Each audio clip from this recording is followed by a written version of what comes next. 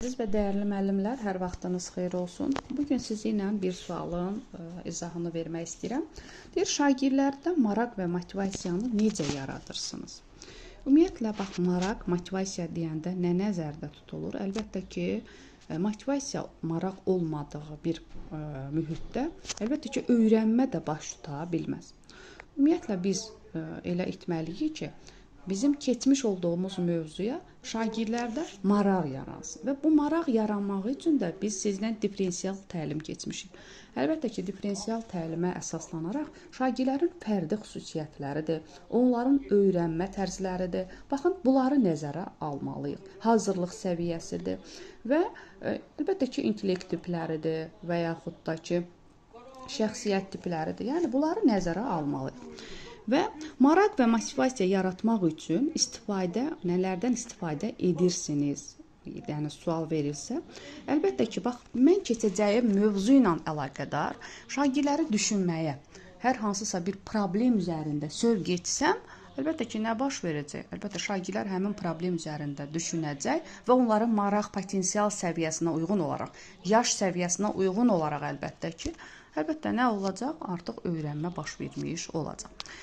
Fəal təlim metodlarından və müxtəlif iş formalarından istifadə edirsinizmi? Məsələn, belə bir sual verilə bilər. Bəli, əlbəttə ki, biz maraq yaratdığımız zamanda, şagirdlərdə motivasiya yaratdığımız zamanda cütlərlə işdir, qruplarla işdir, beyin həmləsidir, rollu oyunlardır, layihə işidir və sair kimi. Yəni, onların potensial güclərinə uyğun verə bilərik.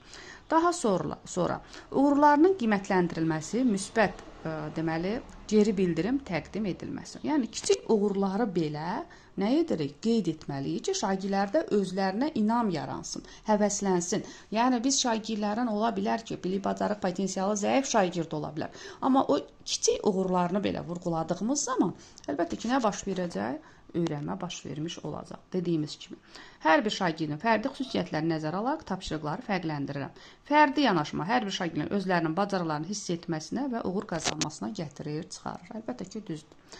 Daha sonra, mövzunun şagirdlərə gündəlik həyatla əlaqələndirilməsi, bu da mütləq vacibdir. Yəni, şagird öyrəndiyi mövzunu biz inteqrasiyanı keçirik sənə. Həyatla inteqrasiya var. Yəni, şagird öyrəndiyi mövzunun da həyati əhəmiyyətini dərk etməlidir.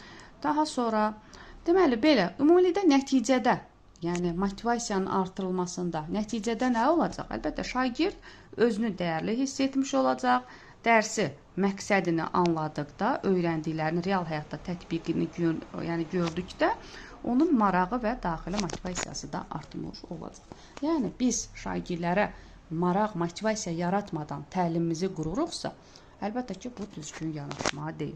Və bundan əlavə olaraq həm də bildirə bilərəm ki, motivasiya mərhələsi haqqında qısa şəkildə özət keçdim ki, biz motivasiya yaradarkən şagirdlərdə nələrdən istifadə edə bilərik? Slaydlardan istifadə edə bilərik, şəkillərdən istifadə edə bilərik, hər hansısa bir hekayə danışa bilərik, hansısa bir filmdən bir parça göstərə bilərik. Yəni, bunlar nədir? Onlara maraq, motivasiya yaratmaq üçün istifadə etdiyimiz resurslardır.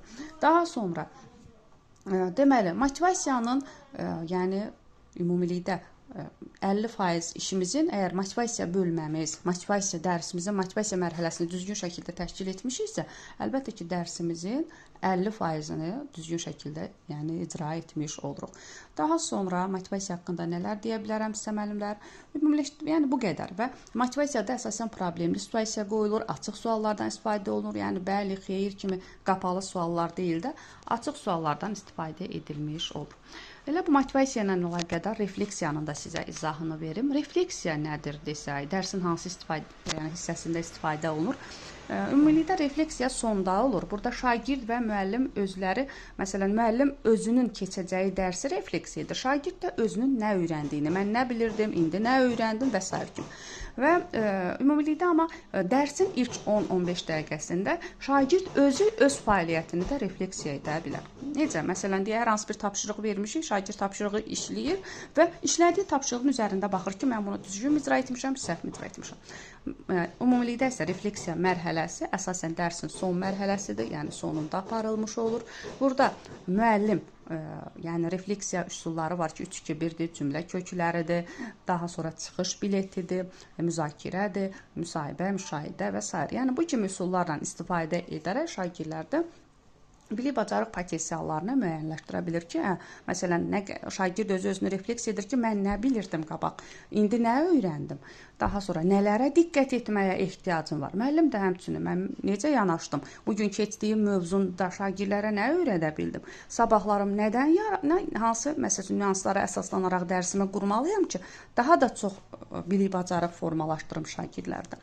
Yəni refleksiyada bu qədər. Yəni refleksiya haqqında soruşsalar, biliklərimizi qısa müddətdən daha doğrusu uzun müddətli yaddaşa ötürülməsi prosesidir. Bizdə tənqidi təfəkkürdür, metakognitiv bacarığımızdır. Daha sonra deyə bilərik ki, tənqidi düşünməni dedim, konstruktiv rəydir. Yəni bu kimi bacarıqlarımızı da inkişaf etdirmiş olur. Belə müəllimlər və bir deyim var ki, əgər biz dərsimizin sonunda refleksiya mərhələsindən istifadə etmədən dərsimizi keçmişiksə, nə etmişik? Əlbəttə ki, qidanı çeynəmədən udmaq kimidir. Yəni bu qədər müəllimlər, uğurlar.